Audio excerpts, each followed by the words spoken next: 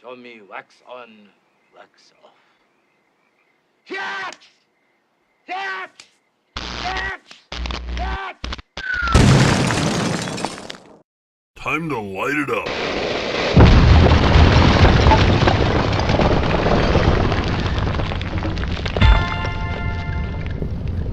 You're the best around. Nothing's ever gonna bring you down. Oh, hi.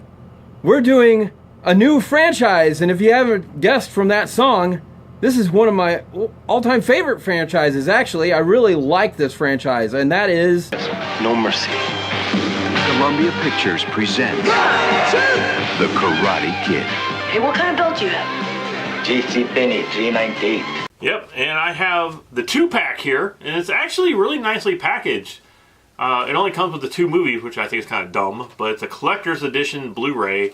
And if you can see that, it's really nicely done. It would be cool if all of them were in there, but I like it. I think it's a really nice, what they did a really, really good job with this thing. And I'm doing mine from the DVD collection of The Karate Kid, where it features all 4 Karate Kid films. I couldn't even tell you the last time I sat down to watch The Karate Kid. And that's the reason we're doing Franchise Fridays, is to go back and revisit these movies and see how much fun they were. Or if they're not fun at all anymore, you know. Or if they lived up to the time, you know, that came out. And one of the reasons we're doing this is because of why, Vince?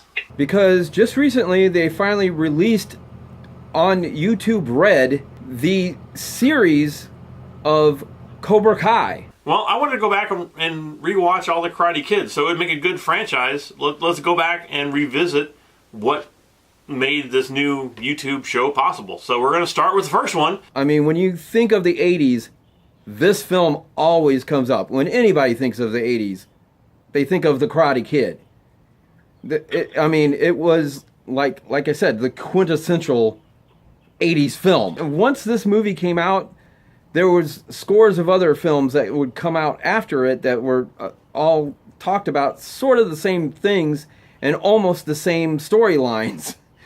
But this one was absolutely fantastic. I absolutely love this movie. The funny part is, I never got to see it when it came out in the theaters. I didn't really think a whole lot of it. But then I started hearing more and more about it. And then, of course, Pat Morita was nominated for an Oscar for his role as Mr. Miyagi in this. See, I think we were a few years younger than Daniel in this movie. I don't think we were the same age. I think we were actually a couple years younger than him. But, you know, obviously we related to him a lot in the film because of the same age. When these big movies came out, I never got to go see them, usually until they hit the Dollar Show or they hit the Avalon. And then I'd tell my parents, it's at the Avalon, we got to go. So they would go there because it was in walking distance or driving distance and didn't take long. So I actually went to go see this movie with my dad. And again, it's one of those memories I will never forget. I will never forget sitting there and cheering at the end of this movie. And it was just an incredible experience seeing this movie in the theaters. About that time for me, I was actually getting ready to move from St. Louis, my hometown. I was actually getting ready to move from St. Louis down here to Florida. You talk about relating to Daniel in this movie. I mean, a portion of this film really related to that and to me, because I had to move from St. Louis to Florida because my family was moving. So I had no choice in the matter. I had to go, you know. So we got moved down here, and I felt like Daniel did in this movie. For a good portion of this film, he came from Jersey, goes out to California. I mean, stuff that he was going through in here is almost what I went through when I first moved to Florida. But I didn't have a problem with any bullies or any girlfriends or anything like that, but I did have that issue of I felt really out of place. I didn't know anybody. I didn't know who to talk to. I stayed to myself most of the time. And, you know, I felt like this is not my place. I don't feel at home yet, you know. So I totally related to what Daniel was going through in this movie. And I got to tell you this, I never said this before, before to anybody. I don't think I ever even told my wife this. But my mom actually brought this up not too long ago to tell you how much I love this movie. She didn't go see it with us. And, you know, she doesn't see good, so she would always listen to these audiobooks. So I went out and I bought the book of The Karate Kid and read the entire book onto audio tape so she could read it. That's how much I love this movie. Yeah, I've actually got all well, the first three anyway. I really wish I still had those audiobooks, because I still remember recording them. We had like a dark room in the old house, and I went down to the old house and had the tape recorder and hit play and sat there and just read the book, and probably took like 7, 8, 9 tapes and let her read it. So that's how much I love this movie. And the other thing I didn't realize, the big influence it had on me, because I used to wear jerseys all the time. I used to live in freaking jerseys. I had a yellow jersey, I had a red jersey, and it was very rare to see any pictures of me as a teenager not wearing a jersey. And it might have came from this movie, because Daniel wore a jersey through half this film, and maybe that's where I got it from. I don't know. Yeah, I remember you wearing all those. And also, I haven't seen this in forever, and I didn't remember Elisabeth Shue being in this movie. I was like, oh wow, she's the girlfriend in this movie? How did I forget that? I mean, yeah, it's one of the most influential films. This one, and there's going to be another franchise we're doing here in a little while. For me, growing up, were two of the biggest, besides Star Wars and Raiders. This was it. I mean, this was huge for me when I was growing up. I mean, you mentioned not remembering Elisabeth Shue in here, and you keep mentioning that you hadn't seen this movie in so long. For me, listening to you say that, it's like I'm going through Lethal Weapon again with you. Because these movies are on television all the time. I mean, I don't know how many times I've seen Karate Kid on television. It's on television everywhere, almost every other week. And I told you this during the Lethal Weapon, is I don't watch television. If I watch TV, it's something that I've recorded on the DVR. I don't sit down and turn on TV to see what's on the TV. If something's on, I just don't watch it. The first one and the second one are the ones that get played the most, and it's mostly the first one. This first one gets played all the time. I mean, just like overplayed. It's almost like listening to an 80s song on the radio that you've heard since the 80s. There's not a day that has gone by that you haven't heard this song in some capacity since the 80s. Well, that's kind of what Karate Kid is. I mean, they've played it all the time. All the time. So, let's get into the movie here. One thing I noticed watching it again is the fact that Ralph Macchio didn't feel like an actor in the movie. And I love that so much. He acted just like you would if you were a teenager. It didn't feel as he was acting in the film.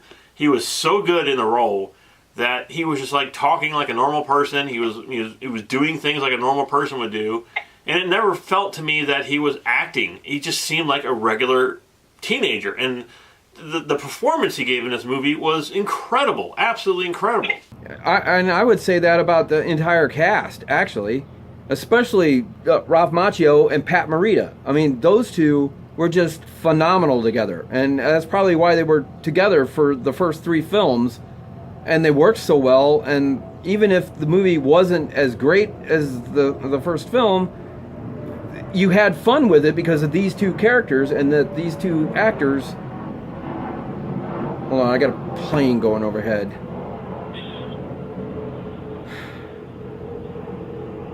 So these two actors connected so well together, their chemistry and everything that just worked. I mean, it just worked. And even if the movie wasn't all that great, you enjoyed watching it because these two characters were just phenomenal together. And the other thing is the story. This is a story for the ages. Once you get it, this is it. You get it. And this is a story that can be retold and retold and retold, and no matter how many times it's going to be retold by different actors, different people, it's so good, and it's pretty much perfection from beginning to end. That this is why this movie is so great, and it's still one of the greatest movies ever, and it is because of the characters and the feelings and again, having Danielson meet, I was going to call him, I can't think of his name. It's Miyagi. Yeah, I was going to call him... Miyagi-Do. So, and it's also because of Danielson and Miyagi having that relationship of him not having a son and him not having a dad, and them meeting each other like they are, and the evilness of the other, Cobra Kai, and the guy that runs it is just pure evil. And just the whole entire thing, it's perfect. It's a perfect film from beginning to end, and it's amazing. It is. The story is just a solid story. And watching the movie, I mean, you can tell it's kind of dated because of like the cars and the way people are dressed and the phones and things like all the tech around it. Yeah, it's a little 80s tech. And even when they go to the arcade, I mean, you see all the old arcade stand-up video games that we all used to play then, and were so much better than a lot of the video games out there now. But all those arcades and everything, yeah, it's a little dated because of that. But the story itself is timeless. The feelings that you get from the story is timeless. It's what everybody feels. It's the emotions that everybody goes through at one point or another. And then on top of that, you have, like you said, you've got Kreese. You've got the bad guy Kreese and his students with Johnny and the Cobra Kai, and they're all bullies. And you've got that whole bullying thing going on in this movie, which obviously there are a lot of kids now today that suffer that go through all that bullying from people like this, and they can relate to that, and I would hope that out of that too, with all the bullies that are out there now and all the the kids that get bullied now, rather, that they can look at this movie and go, yes, I can overcome this. I don't need to put up with the bullying that that I'm getting. And they can look and then get inspired by this story and look for something positive and to change things around for themselves, because that's what this movie does. I love the fact also that they did such a really, really, really great job with karate in this movie. Like, Mr. Miyagi was like, it's not for violence, it's for self-defense. And of course the other people are like, nope, sweep the leg, Johnny, kill him, whatever. So you okay? Can you go on? Get him a body bag! Yeah! All right. Feet. Warning for illegal contact with the knee. Johnny! No mercy! No mercy! Play the finish, Johnny! Finish him! And you got the other half of it. It's like peaceful half. You got the evil half and you got the peaceful half. And he's showing him how to do it correctly, how to do it right. And this is what the karate was all about. And that story in itself is just awesome. It's like, again, you're talking about the bullies. You train to defend yourself, not to go out and beat somebody up. So if somebody's going to come beat you up, you have this ability now to defend yourself, but don't use it for evil, is what he's saying.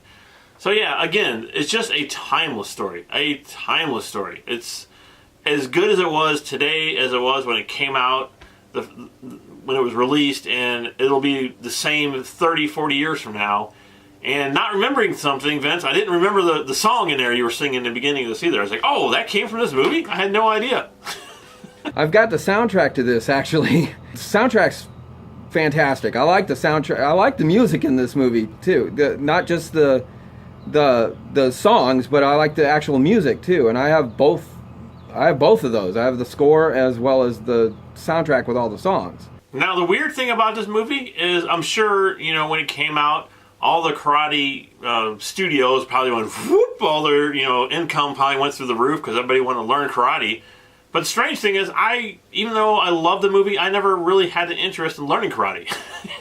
Oh, I did. Huh? I did. Yeah, for some reason I didn't. It was one of those like, well, okay, it's awesome, but I'm not gonna go learn karate. But I don't know. It was one of those weird things. I love the movie. I was never really interested in it. Oh, I had an interest in learning karate. I always kind of had that interest in learning it. I had an interest in learning karate before I ever watched this film. But after watching the film, that's what I mean. I wish I had a Mr. Miyagi to actually teach me that. Vince, I'll be your Mr. Miyagi. I'll teach you. Because I just absolutely loved Pat Morita in this. He was phenomenal in this movie. And what people don't realize about him as well is that he is actually a stand-up comedian. He wasn't actually this dramatic actor in this film. Before this, he was on Happy Days, and even before Happy Days, though, he was a stand-up comic. And so even they've shown him like behind the scenes on the set and everything. He was always cracking jokes and pulling pranks on people and stuff. I got a couple cars that need to be waxed. I'm just saying, if you wanted to, you come over and do it for me. I mean, if you want to, I'm not gonna stop you. I can teach you stuff while you're doing it. Paint the house with side to side. Oh, you can paint the house. I could use a good fresh paint on the house too. Breathe. Don't forget to breathe. Breathe in. Breathe out. Paint the house. Show me wax on and wax off. There's a lot of classics you consider a classic, but this is what I call a perfect film from beginning to end. This is a classic, and it always will be a classic because of the phenomenal story, the phenomenal acting, and this movie, for me, gets, of course, the big bomb. It was so big, it was subtle. I didn't want to go too big with it. I don't mind going big with this. I don't mind. For me, it'd be just like the crane kick at the end.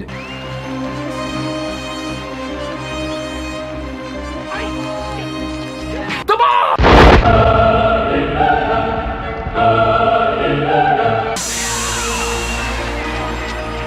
Are you gonna do a crane kick for us, Vince? Right after you paint my house, you can go do that, Vince. Go out and learn the crane kick. Yeah, I'll teach you how to do that once you sand my deck out back. Such a great chemistry in this movie. It's just a great movie all the way around. And this actually has extras on here that I'm kind of excited to watch because, believe it or not, after all these years, I've never watched any behind the scenes, any extras, no commentary. I know nothing about this film. I know nothing about it. After what? After.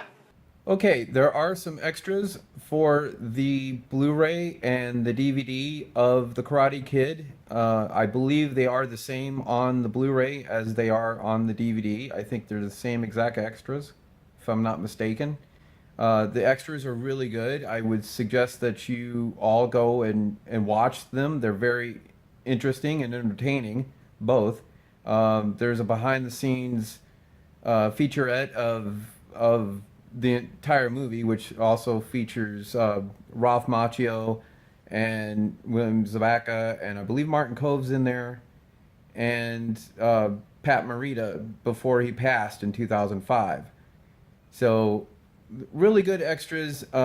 We were going to review them. Usually Dave and we sit down and review each one of the extras, but unfortunately we ran out of time to do those extras. We might do them at the end of all this, maybe.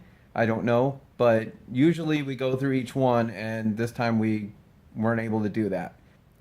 So with all that said, that's the end of our review for Karate Kid, Part 1. Of course, we need you all to please do what we always ask you guys to do at the end of each one of our reviews, and that is please subscribe. The more you guys subscribe and the more that you get others to subscribe, the more we can stay on here and bring you such high-end entertainment as this. So, and if you like what we're doing with Franchise Fridays and bringing you all these different franchises and everything, please subscribe. Please give us a like. Please leave comments. Tell us what you thought of the review. Tell us what you think of Karate Kid. Please leave us comments. Please give us a like or 2 or 3 or 4.